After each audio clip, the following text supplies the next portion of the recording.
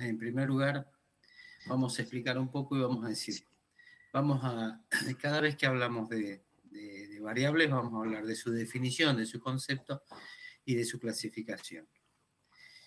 Y después vamos a hablar de escalas de medición, vamos a hablar de su concepto y de clasificación, y después los vamos a unir para trabajar en eso que llamamos finalmente procesamiento y análisis de datos. Entonces, ¿qué es una variable? Las variables son características de la realidad que pueden ser determinadas por observación y que pueden mostrar diferentes valores o categorías de una unidad de observación a otra, de un individuo a otro. A partir de esta característica o propiedad, las unidades de análisis de una muestra o población se pueden diferenciar o no entre sí. Bien.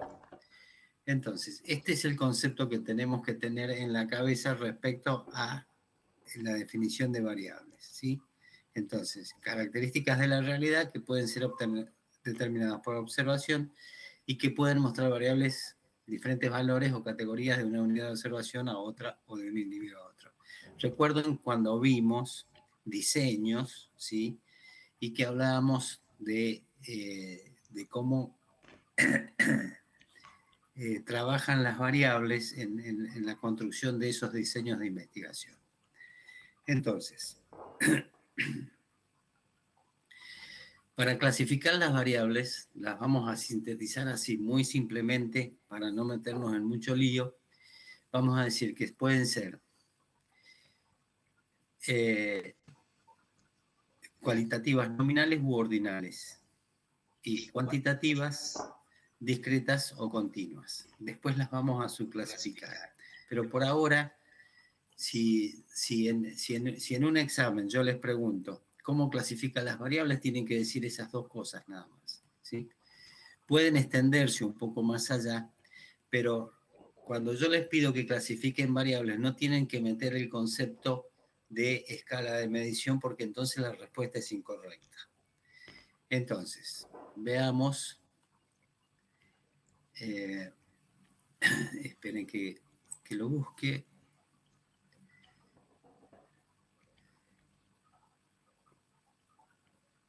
Entonces, ese es el concepto de variable, y ahora vamos a ver el concepto de escalas de medición. Y decimos que la escala de medida de una característica o variable tiene consecuencias en la forma de presentación de la información y en el resumen estadístico. La escala de medición, el grado de exactitud y la precisión de la medición de las variables también determinan los métodos estadísticos que se utilizan para analizar los datos. Recuerden que de lo que hablamos cuando hablamos de análisis y procesamiento de los datos, estamos hablando de estas dos definiciones, el concepto de variables y el concepto de escala de medición. Por lo tanto, es importante definir las características que se van a medir y qué escala de medición van a utilizar antes de comenzar cualquier trabajo estadístico.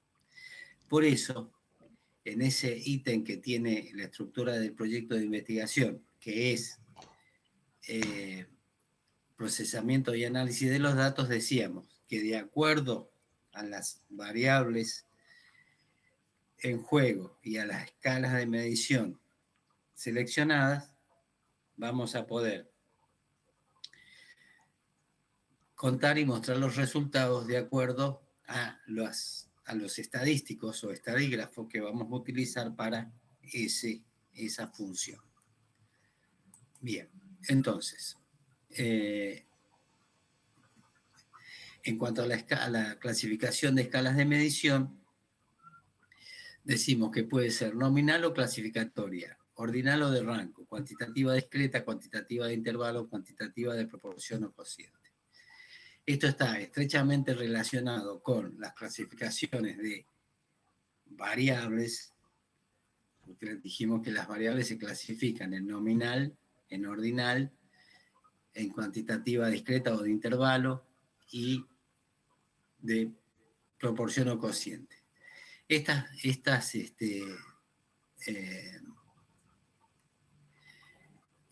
variables cuantitativas, ¿sí?, que pueden ser discretas o continuas, las continuas a su vez, y de acuerdo, como ya vamos a ver, de acuerdo a cómo se interpreta el cero, va a ser de intervalo o de proporción o de cocientes.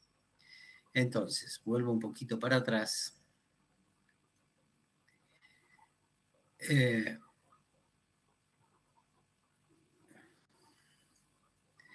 Entonces, decimos que las variables cualitativas son variables que expresan distintas cualidades, características o modalidades. Cada modalidad que se presenta se denomina atributo o categoría y la medición consiste en una clasificación de dichos atributos, ¿sí? En cambio, y dijimos entonces que estas variables cualitativas se clasifican en nominales y en ordinales. ¿Está bien? Entonces, las variables cuantitativas se clasifican en discretas y continuas. Las continuas, de acuerdo a la valoración del cero, se clasifican de intervalos y de cocientes o razones.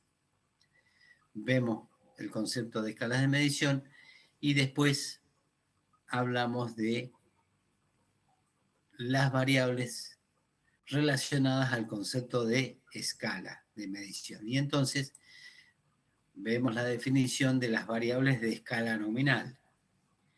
Y decimos que los niveles de medición de las variables cualitativas pueden ser nominales u ordinales. Las variables cualitativas pueden ser dicotómicas cuando solo pueden tomar dos categorías o atributos posibles, como presencia, ausencia, sí o no, hombre o mujer, o pueden ser politómicas cuando pueden adquirir tres o más categorías. Vamos a ver ejemplos de todos. Entonces,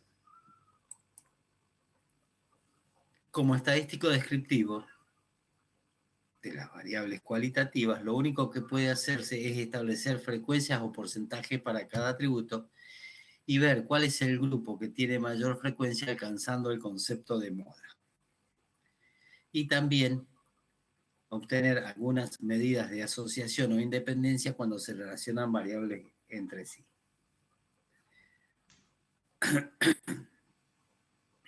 Entonces, ejemplos de variables de escala nominal.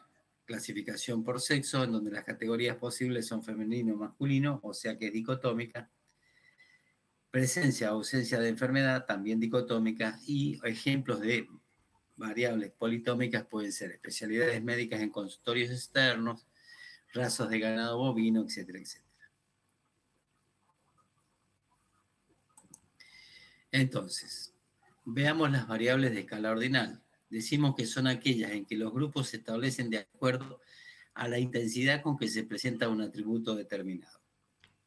Si las categorías, atributos o valores que adopte una variable cualitativa posee un orden, secuencia o progresión natural esperable, hablaremos de variable ordinal.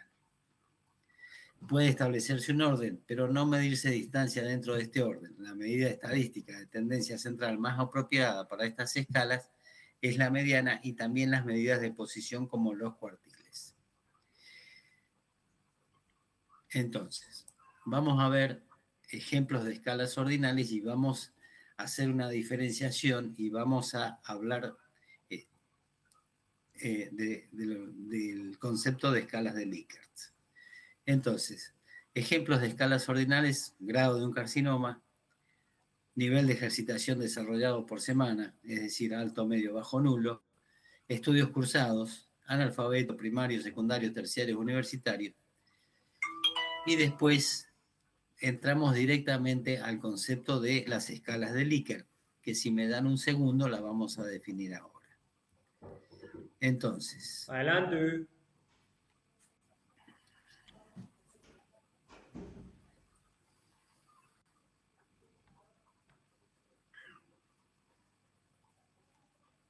denme un segundo, por favor.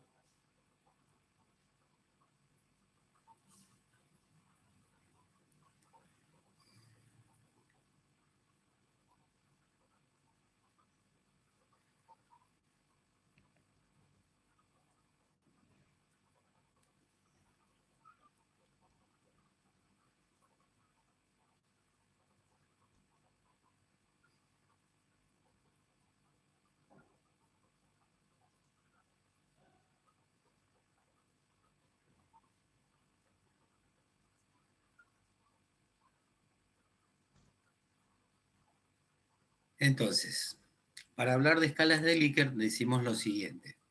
Decimos que son escalas ordinales que se construyen sumando la codificación de varias variables ordinales y obteniendo un puntaje final o total.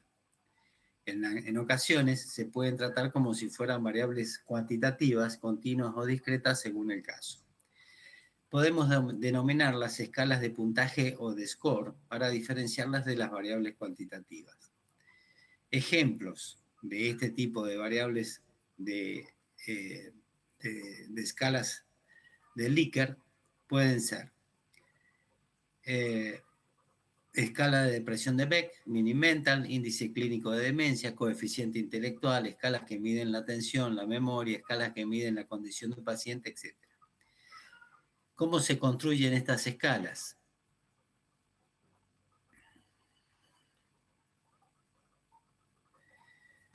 El ejemplo típico son las, tengo que volver atrás, discúlpenme, el ejemplo típico son las escalas de Apgar. Entonces, los ejemplos de escalas de Likert son el Apgar de recién nacido, las escalas del dolor, escalas de coma de globo, y que son algunas de las que ya hemos hablado anteriormente.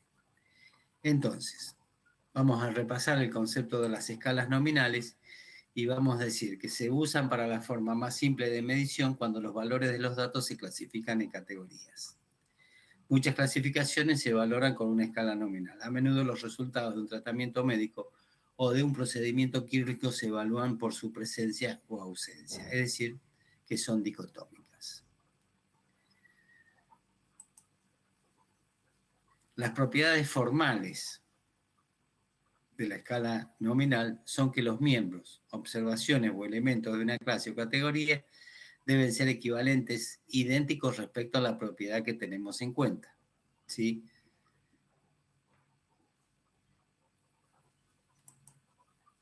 La forma más sencilla de determinar si las observaciones se miden con una escala nominal es preguntar si se clasifican o se colocan en categorías equivalentes. Con este tipo de escala se pueden hacer algunas operaciones estadísticas, por ejemplo, contar cuántos elementos hay en cada uno de los grupos formados y así tenemos las frecuencias. Las frecuencias las podemos expresar en términos de porcentaje del total y observar cuál es el grupo que tiene mayor frecuencia. A esta categoría o grupo de mayor frecuencia se denomina modo o modo.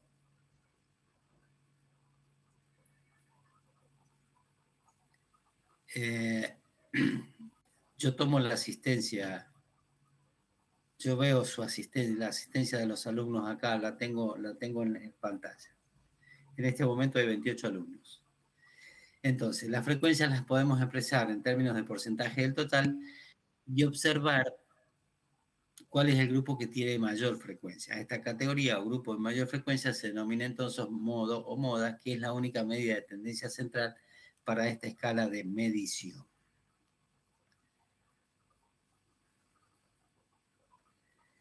Entonces, veamos las estadísticas, las escalas ordinales.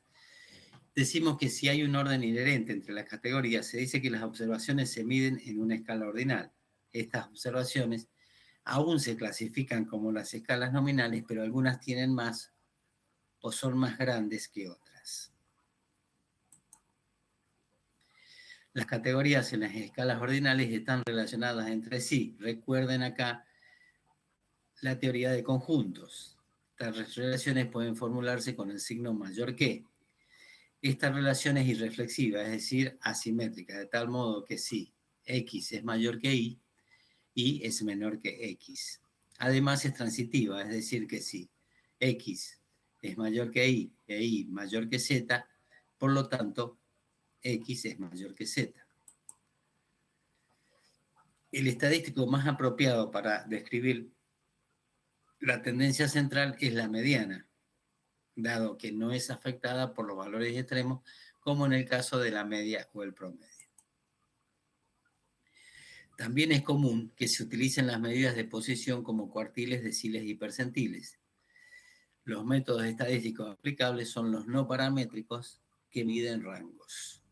Después vamos a hablar de los métodos estadísticos paramétricos y no paramétricos. Los paramétricos se refieren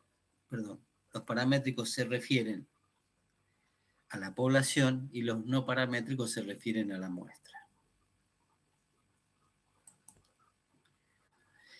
Una característica importante de las escalas ordinales es que aunque existe un orden entre las categorías, la diferencia entre dos grupos adyacentes no es la misma en la escala. Volvemos al concepto de las escalas de Likert. Para ilustrarlo, considérense las calificaciones de Apgar, que describen la madurez de niños recién nacidos en una escala de 0 a 10. Los valores menores indican depresión de las funciones cardiorrespiratorias y neurológicas. Sin embargo, es probable que la diferencia entre una calificación de 8 y una de 10 no sea de la misma magnitud que entre 4 y 6. Este tipo de escalas ordinales que se construyen sumando la codificación de varias variables ordinales y obteniendo un puntaje final o total, en muchas ocasiones se puede tratar como si fueran variables continuas, variables cuantitativas, continuas o discretas, volviendo al concepto de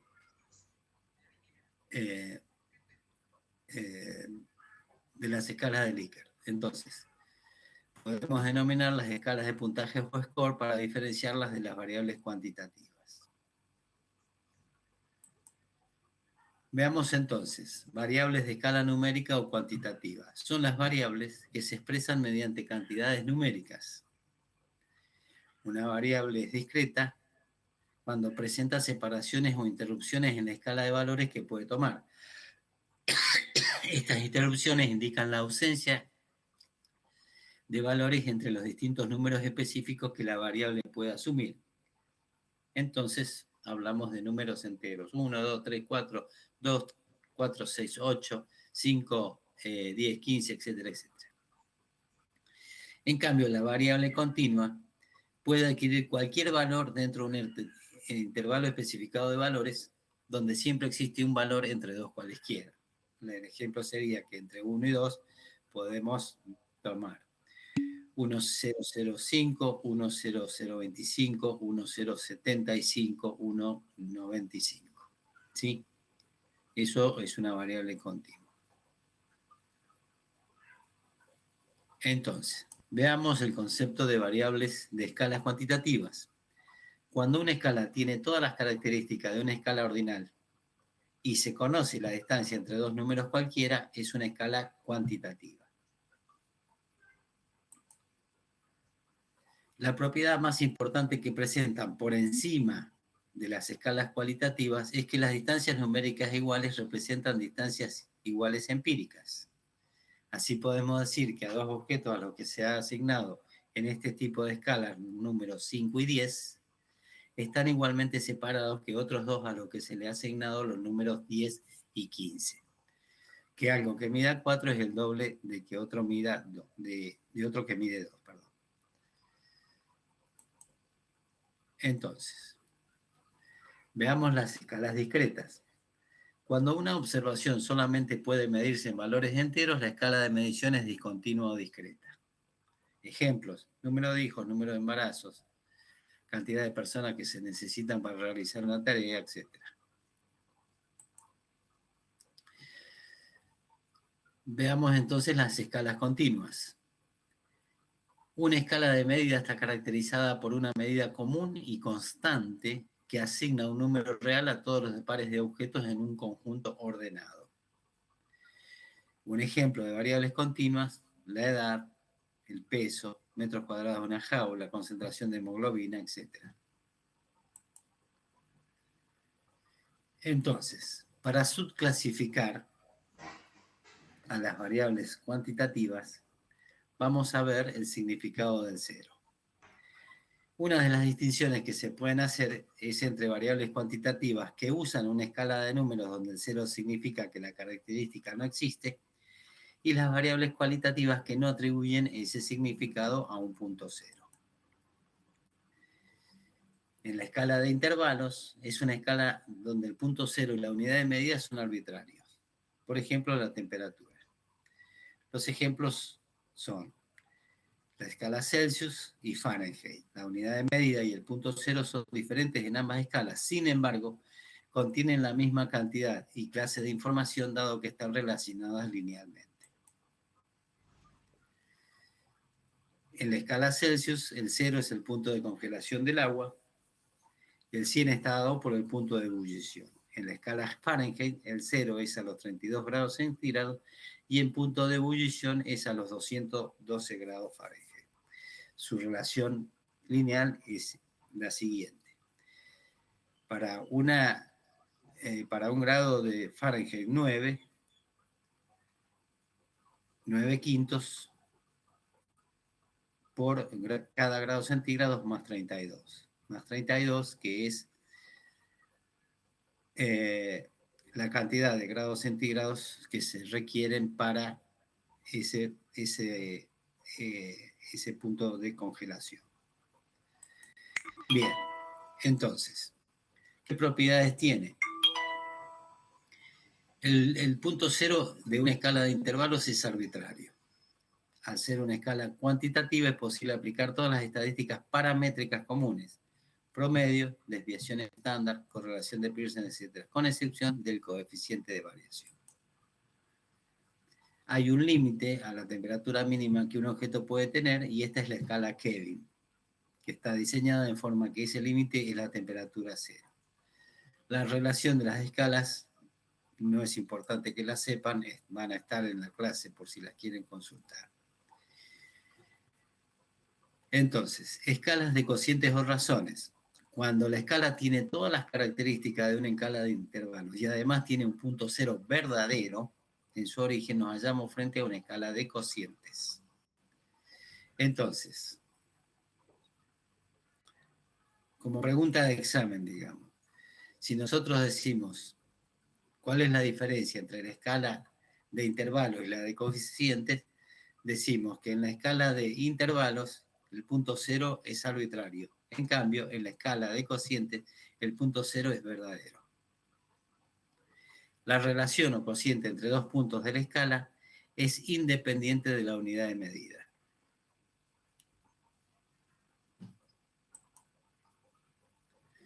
Entonces, ¿cuáles son las relaciones de equivalencia? Mayor y menor, relación de igualdad entre dos intervalos cualesquiera, relación igual entre dos valores cualesquiera de la escala, y los números asociados a los valores de la escala de cocientes son números verdaderos con un cero auténtico, y solo es arbitraria la unidad de medida.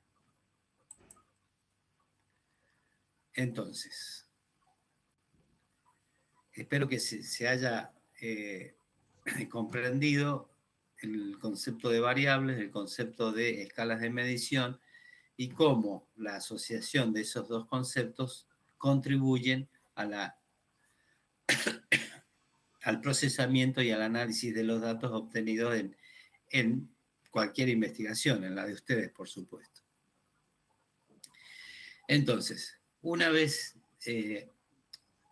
como para recordar un concepto, vamos a recordar lo que decíamos con la construcción del objeto de estudio. Volvemos con el concepto de la construcción del objeto de estudio. Decimos que la construcción del objeto de estudio se realiza con tres herramientas metodológicas. El marco teórico, con una adecuada revisión bibliográfica del tema que se quiere desarrollar, de lo que se quiere hablar. La hipótesis, que decimos que es una respuesta tentativa, afirmativa a la cuestión propuesta, que es lo que ustedes como investigadores quieren resolver, y los objetivos específicos, que es a lo que ustedes como investigadores a lo que quieren llegar. Los objetivos específicos se traducen en el dato científico, que también vamos a ver.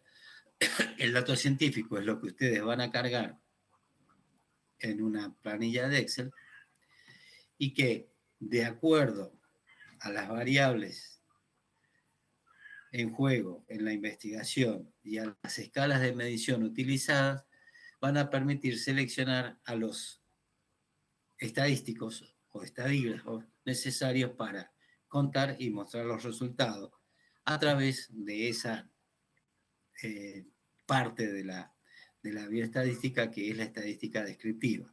Y entonces eso se va a traducir en una torta, en curvas, en gráficos de barras, etcétera, etcétera. Eso ya lo vamos a ver también, aunque ustedes ya lo conocen. Entonces, lo importante es que del tipo de observaciones realizadas y el nivel de medición alcanzado, si recuerden el concepto de construcción del objeto de estudio, se determinarán las clases de cuadros, gráficas y tablas de resumen que exhiben y comunican mejor las observaciones. También definirá los métodos estadísticos a utilizar. Entonces, vuelvo para atrás un momento. Decimos que para que los datos sean útiles es necesario organizar las observaciones de modo tal que se pueda reconocer y distinguir el comportamiento de las características observadas y sus relaciones. Y continúo. Vamos a dejar esto. Y vamos a definir matriz de datos. Decimos entonces, generalmente la forma de ordenar los datos recogidos en un relevamiento estadístico es en forma de matriz de datos. ¿Qué es la matriz de datos? Es un arreglo bidimensional en forma de filas y columnas. Estas columnas, en las columnas se colocan las variables relevadas y en las filas se colocan cada unidad de observación, unidad o caso. Muy bien. Entonces, eso es matriz de datos. Veamos entonces qué es una base de datos. La base de datos es un sistema formado por un conjunto de datos y un software para la gestión del mismo. De modo tal que este permite controlar el almacenamiento de los datos. Los datos almacenados son independientes de los programas que los usan y se almacenan las relaciones entre los datos juntos con estos. Y se puede acceder a los datos de diversas formas. Esa es, digamos, la filosofía de Excel, de SPSS, etcétera, todas las que ustedes quieran mencionar. Entonces, la base de datos es un conjunto de datos relacionados entre sí, que se diseña, construye y organiza con un propósito u objetivo específico, que es mostrar los resultados de su investigación. Muy bien, vamos a ver cuáles son las cuestiones a tener en cuenta para el ingreso de datos, según el nivel de medición de las variables. Variables cuantitativas o numéricas, en general no hay que hacer ningún cambio para la carga de datos. Solamente seleccionar con qué cantidad de decimales se trabajará y a partir de estas variables se pueden generar nuevas variables cuantitativas aplicando funciones específicas. Logaritmo, logaritmo natural, raíz cuadrada, etcétera, etcétera. Entonces, para variables cualitativas, es conveniente asignarle un número a cada categoría que contiene la variable, es decir, codificarla. Esto facilita la carga de datos, ya que es menos probable equivocarse al ingresar un código numérico que el nombre completo o abreviado de la categoría. Por ejemplo, el sexo masculino o femenino.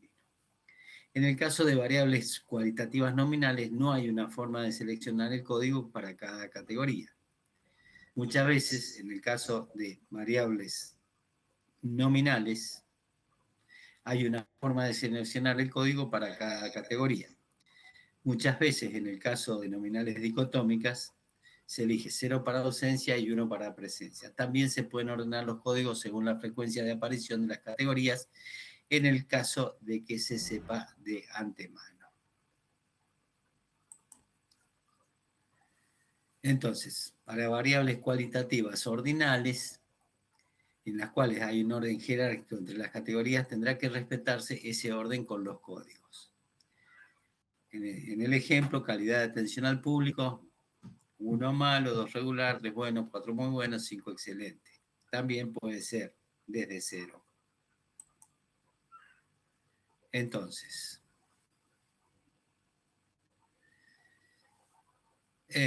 Vamos a ver este ejemplo de codificación de una variable cualitativa nominal, estado conyugal, y entonces tenemos 9 no corresponde o no hay datos, 1 unido, 2 casados, 3 separados, 4 viudos, 5 divorciados y 6 solteros, nunca unida o nunca casada.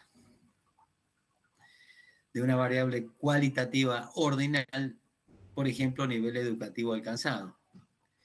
Entonces, 0 sin instrucción, 1 inicial, 2 primario incompleto, 3 primario incompleto, 4 secundario incompleto, 5 secundario completo, 6 superior, universitario incompleto, 7 superior, universitario completo, y 9 no sabe, no contesta o no corresponde.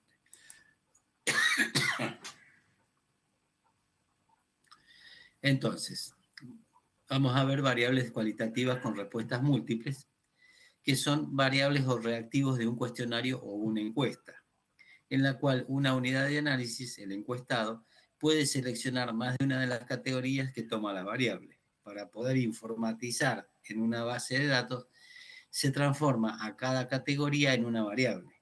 Dependiendo de cuál sea la pregunta reactivo, la categoría variable puede ser nominal dicotómica, por presencia o ausencia, nominal politómica u ordinal. Entonces, en el ejemplo, decimos que este tipo de variables no respeta el criterio de mutuamente excluyente que vimos con anterioridad como propiedades de una variable. Por lo tanto, para cada opción y categoría se tomará como una variable, teniendo tantas variables como opciones tenga la variable con respuesta múltiple. Entonces, si la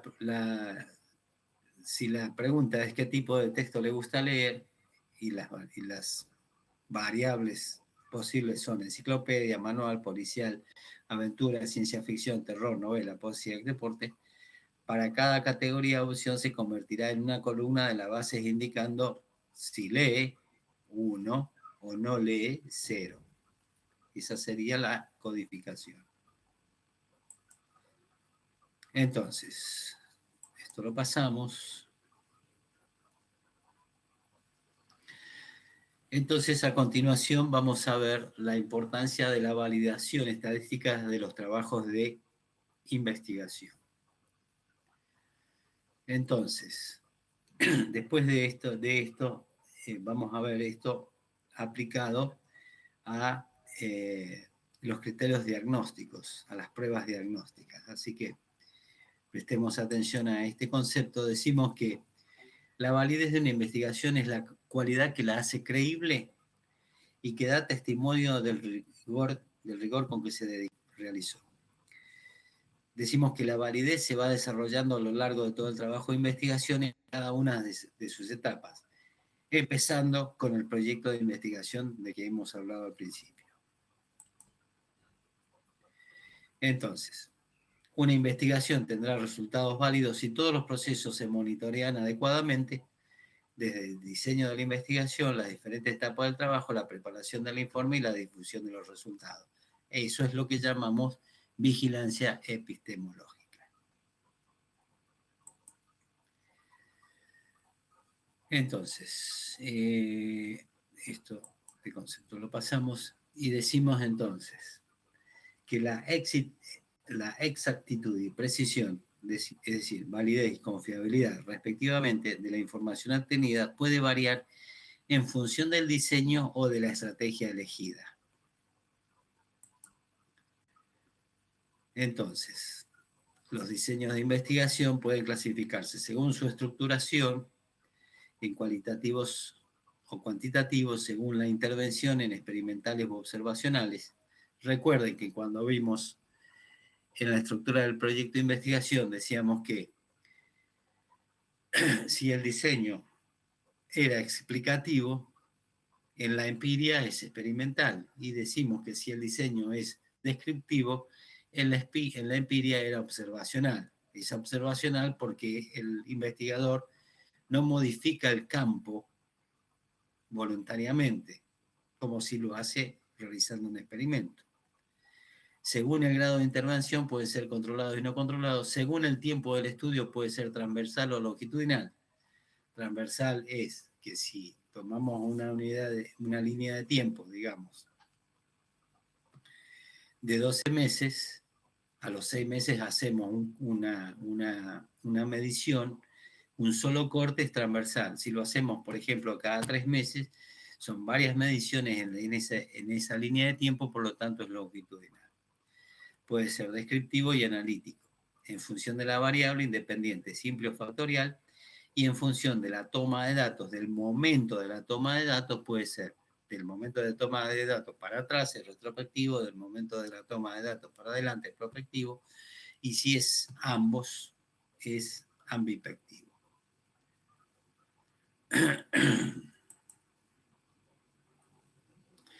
Entonces, validez, confiabilidad, exactitud y sensibilidad de los datos.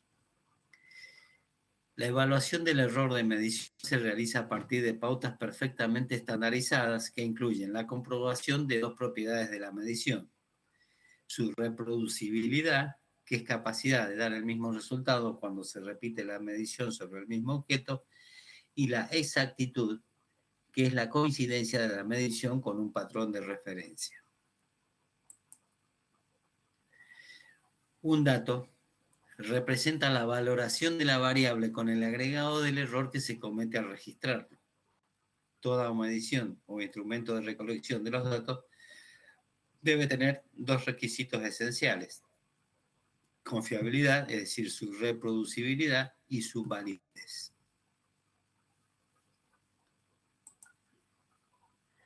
Entonces, la confiabilidad se refiere al funcionamiento propio del instrumento en cuanto que da resultados constantes cuando se aplica más de una vez a la misma unidad de análisis en condiciones semejantes. Este es el concepto que ya no hemos visto todavía, de un experimento aleatorio, ¿sí? Entonces, decimos que la confiabilidad se refiere al funcionamiento propio de un instrumento en cuanto que da resultados constantes cuando se aplica más de una vez a la misma unidad de análisis y condiciones semejantes, es decir, cuando se realizan un experimento aleatorio. La reproducibilidad se evalúa básicamente examinando la concordancia entre observadores, la concordancia intraobservadores y la concordancia test-retest. Los parámetros utilizados para medirla, coeficiente de correlación intraclase, capa, métodos gráficos, etc., dependerán del nivel de medición que tenga la variable que se desea medir. Al hablar de nivel de medición, recuerde que hablamos de construcción del objeto de estudio, ¿sí?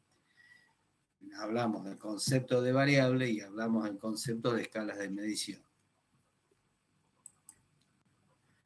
Entonces, los niveles de confiabilidad de un instrumento de medición pueden ser debido a la variación propia del instrumento, las fluctuaciones del propio objeto de medición, del error del observador y del error entre observadores, ¿sí?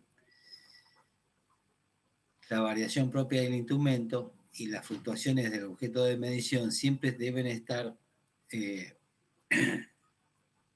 consideradas, y por lo tanto generalmente se hace una prueba piloto para ver si el instrumento funciona como debería, si mide lo que debe medir y en las condiciones que debe hacerlo. Entonces, una medición tiene validez si es indicativo del estado que se pretende medir. Cuando existe una prueba de referencia, la validez se estima mediante su comparación con ese test, es decir, validez de criterio, que generalmente se denomina gold standard. Cuando no existe una prueba de referencia aceptable, se recurre a otras formas de validación que utilizan criterios subjetivos como validez de contenido y aparente, o empíricos como validez de constructo. Cuando decimos que los datos deben tener cierta sensibilidad, significa que se pueden diferenciar los hechos que resulta de interés diferenciar. Un dato debe ser exacto en el sentido de registrar la variable tal como es. se refiere a cuán cercano está el valor medido o calculado del verdadero valor. La inexactitud, también denominada sesgo, se define como un alejamiento sistemático de la realidad. La precisión, en cambio, es el grado en que se puede repetir el proceso de medición. Una buena precisión significa que reducen al mínimo los errores aleatorios en el procedimiento de medición que están asociados a la imprecisión. Por lo general, los errores aleatorios se asocian con la participación humana en el proceso de medición. Nadie lo duda, ¿verdad? Entonces, cuando las desviaciones del valor real ocurren de forma desorganizada, no sistemática, se dice que esta se está produciendo un error aleatorio. En cambio, perdón, vamos a describir para el cálculo del error aleatorio esta fórmula, que es la siguiente. Se supone que los errores aleatorios se obedecen a una distribución estadística normal, ¿sí? Recuerden la campana de Gauss, cuya medida es 0 y cuya desviación estándar, o sea, sigma,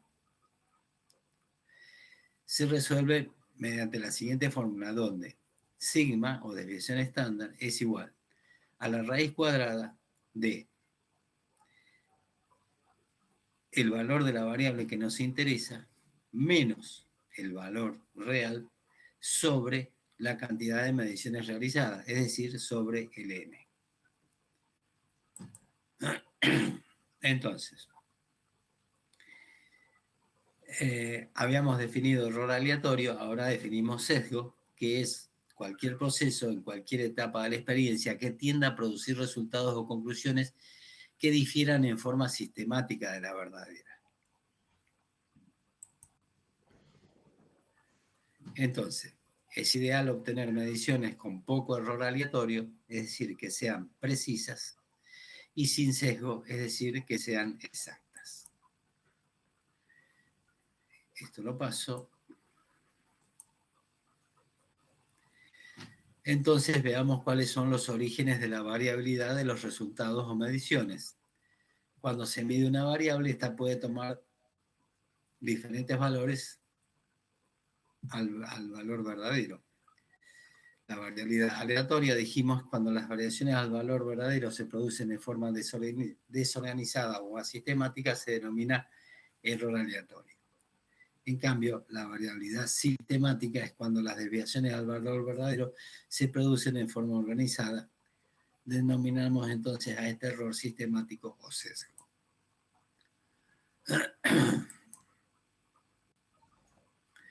Entonces, esperen un poquito, denme un segundo que quiero ver si vamos a seguir con esto.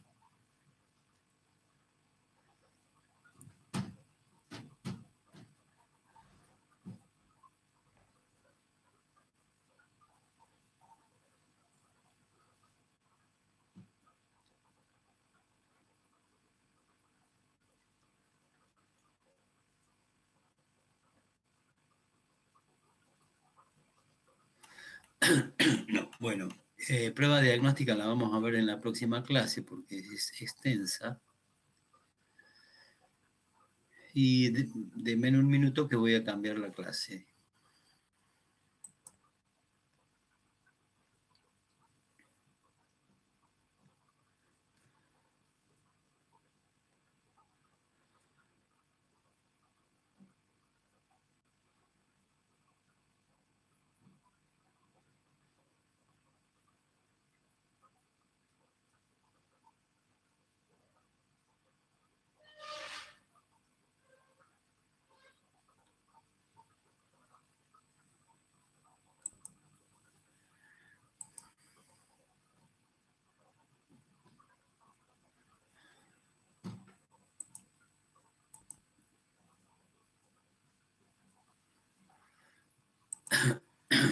Entonces, vamos a definir el dato científico. Recuerden, habíamos dicho que la búsqueda de los objetivos específicos por parte del investigador conducen a el dato científico. ¿Y qué es el dato científico? Es aquella información que extraída de la realidad como fruto de las investigaciones registrada en algún soporte físico simbólico.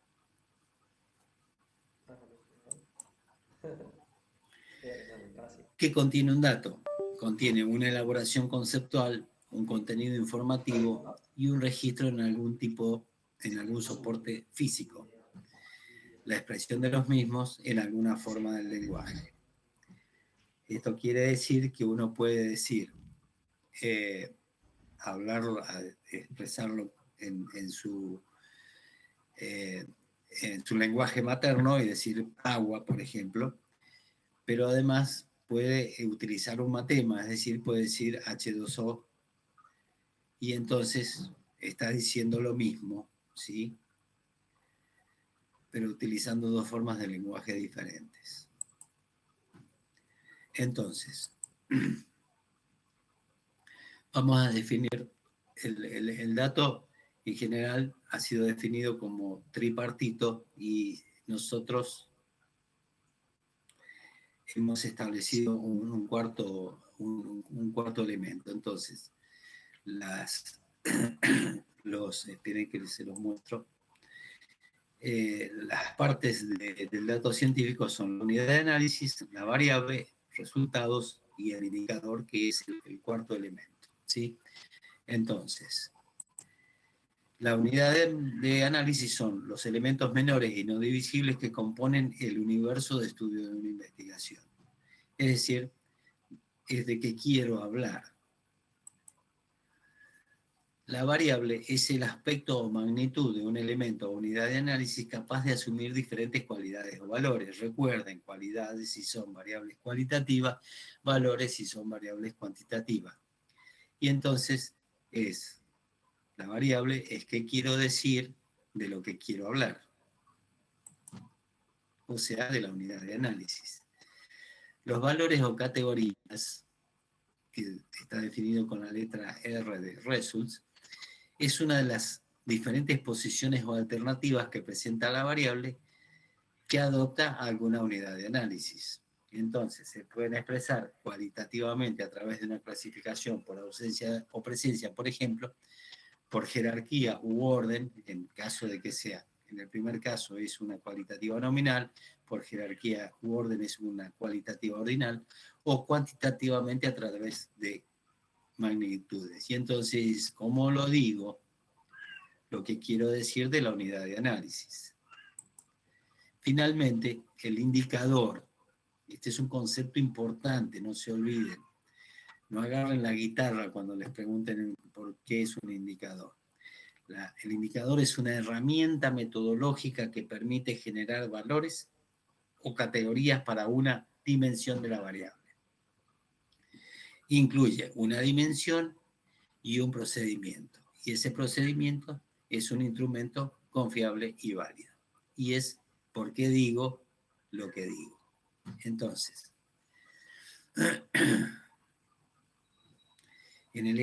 para dar un ejemplo de dimensión y procedimiento, por ejemplo, si nosotros estamos midiendo el peso de una persona en una evaluación por diabetes mellitus, por ejemplo, la dimensión es clínica y el procedimiento es utilizar una balanza clínica que tiene que ser una balanza clínica que nos dé un dato confiable y válido. Está bien. O sea, ese instrumento no puede ser una balanza de cocina ni una báscula para pesar camiones. Tiene que ser una balanza clínica para pesar personas, ¿sí? Está bien, está claro eso. Entonces, veamos el concepto de matriz de datos y decimos que es un modo de ordenar los datos de manera que sea particularmente visible la forma tripartita.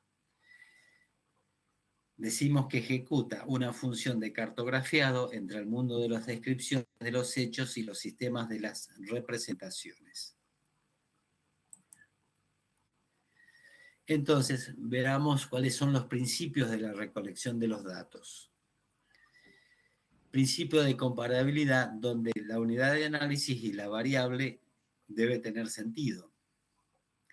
El principio de clasificación, el sistema de categorías de una variable debe ser exhaustivo y excluyente.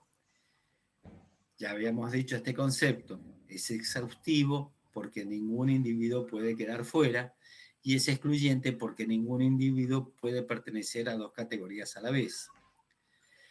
Y el principio de integridad de recolección de los datos es que el llenado es el principio de llenado de las planillas de Excel. Por más que usted tenga los datos, si usted obvia algún dato o varios datos, los resultados no van a ser los adecuados. Entonces, pasos para el procesamiento de los datos. Primero, obtener la información de la población o muestra objeto de la investigación. Segundo, definir los criterios para ordenar los datos obtenidos en el trabajo de campo. Tercero, definir las herramientas estadísticas, es decir, recuerden, de acuerdo a las variables y en juego y de acuerdo a los niveles de medición de esas variables. Luego, introducir los datos en la computadora y activar el programa para que procese la información y finalmente imprimirlos o transmitirlos o lo que se desea hacer. Entonces, ojo que esta es una pregunta de examen. Estructura del dato y diseños de investigación. En el diseño exploratorio, decimos que el investigador sale a buscar variables, solamente unidades de análisis sin hipótesis.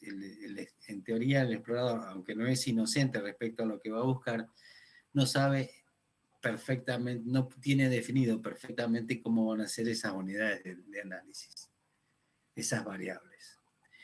En el diseño descriptivo, habíamos dicho, según la lógica aristotélica, es A es B, decimos la pared es de color amarillo, decimos que el objeto pared es de color amarillo.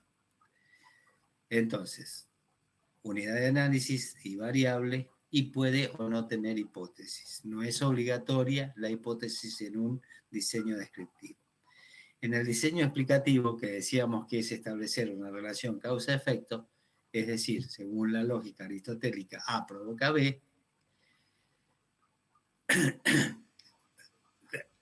la unidad de análisis, la variable y el resultado, y tiene obligatoriamente que tener hipótesis. En el diseño correlacional decíamos que es aquel que tiene una doble implicancia matemática y la fórmula aristotélica es A en tanto B, tiene también la obligación de tener hipótesis. Hay una cosa que voy a explicar ahora para que no se me pase, y es lo siguiente. En el diseño descriptivo, el objeto de estudio está en A, donde decimos que el objeto de estudio es el que tiene la característica o el atributo. Decimos, la pared es amarilla, A es B.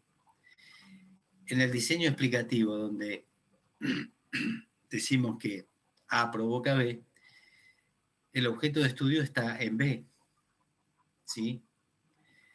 En el diseño correlacional, donde decimos que A en tanto B, el objeto de estudio está en ambos, tanto en A como en B. ¿Está bien? Bien. Sigo y termino. ¿En qué consiste desde la instancia de validación empírica del proceso de investigación? Decimos que investigar científicamente es construir sistemas de matrices, llenarlas, procesar los datos contenidos e interpretar las matrices de los datos científicos. Bien. Entonces, denme un segundo, por favor.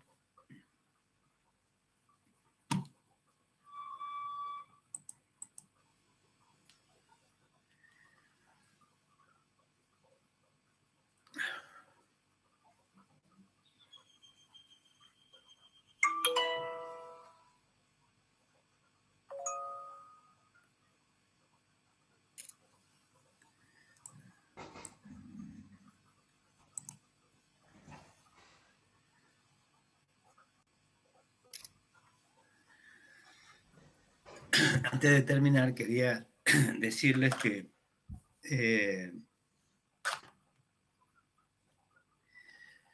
tengo que pedirles que sigan, por favor, trabajando en sus proyectos, ¿sí? En este momento, hasta este momento he recibido 8 títulos de proyecto. Y fíjense, diagramación de un área quirúrgica del doctor Composto, precisión diagnóstica y concordante, interpretación de un electrocardiograma del doctor Torres Hernández, ecografía en la detección de lesiones hepáticas focales en pacientes con antecedentes con cáncer de Poma Medina, impacto del seguimiento telefónico sobre adherencia a controles médicos en pacientes con diabetes tipo 1, del doctora Cardona, enfermedad celíaca, que no puse a quien corresponde, uno muy interesante sobre banco privado de leche materna de Rothbaum, tasa de erradicación de Helicobacter pylori, ¿sí? De Jiménez, y un trabajo sobre tamoxifeno en cáncer de mama de Amaris Venegas. Entonces, les pido a todos que envíen una síntesis clínica para empezar a trabajar cada uno de esos temas. Y además, todos aquellos que no han enviado su tema de investigación, por favor, háganlo urgente, así puedo yo empezar a trabajar con ustedes. Entonces, ¿alguien tiene algo para decirme? Bueno, Doc, ¿sí? Doc, una pregunta. Sí. La síntesis clínica es como un resumen de lo que... Claro, del sí. proyecto que mandamos. Claro, le doy un ejemplo. ¿Quiere hablar de cáncer de mama? Bueno, empecemos con hablar de describir clínicamente el cáncer de mama. Si es, por ejemplo, insuficiencia cardíaca, bueno, hablemos primero de la insuficiencia cardíaca desde el punto de vista médico. Y así sucesivamente. Tiene que ser, ¿qué les puedo decir? Media página, algo que nos dé pie para que yo pueda aportarles información a través de artículos actualizados, ¿me entienden? Eso es algo que les puede llevar, no sé, media hora, una hora. ¿Por qué medio? Y ya varias veces he pasado mi dirección, lo voy a hacer de nuevo. Todas las comunicaciones son a esta dirección de mail, no a través de BB Ultra porque no lo abro.